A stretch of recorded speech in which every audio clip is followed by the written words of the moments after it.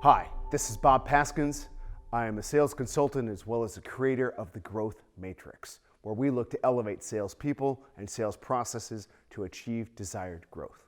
Today we're going to look at your prospect pipeline and making sure that you have prospects consistently along the way. It's part of the achievement element of the Growth Matrix. Let me ask you a question.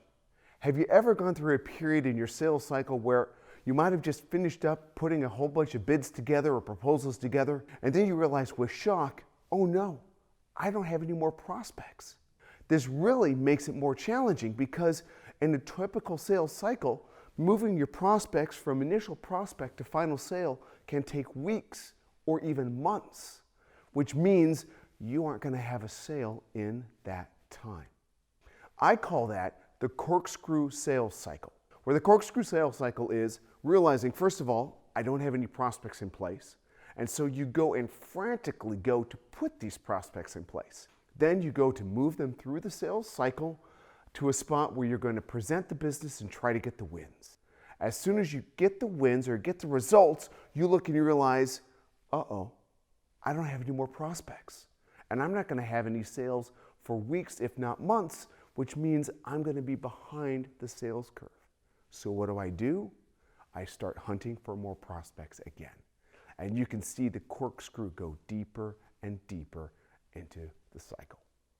Well, I come from a farming family, and one day I was talking to my uncle about what it takes to be a successful farmer.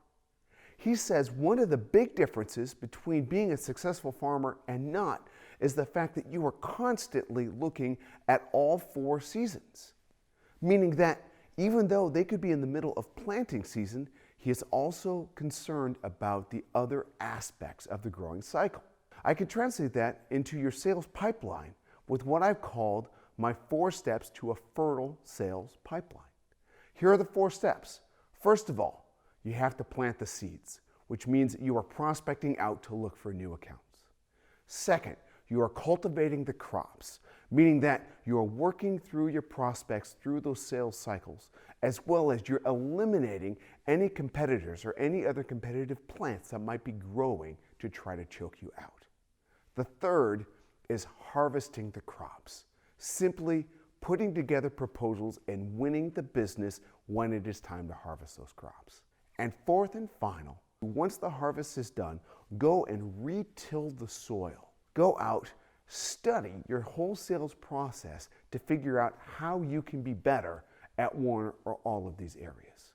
When I work with sales teams, I want to make sure that each salesperson is working on all 4 of those on a weekly basis. In fact, I insist on that by the time they go home at the end of the week, that they have touched each one of the 4 stages of the fertile sales process. By doing that, they realize that they have a consistent pipeline, as well as they are avoiding that corkscrew sales method.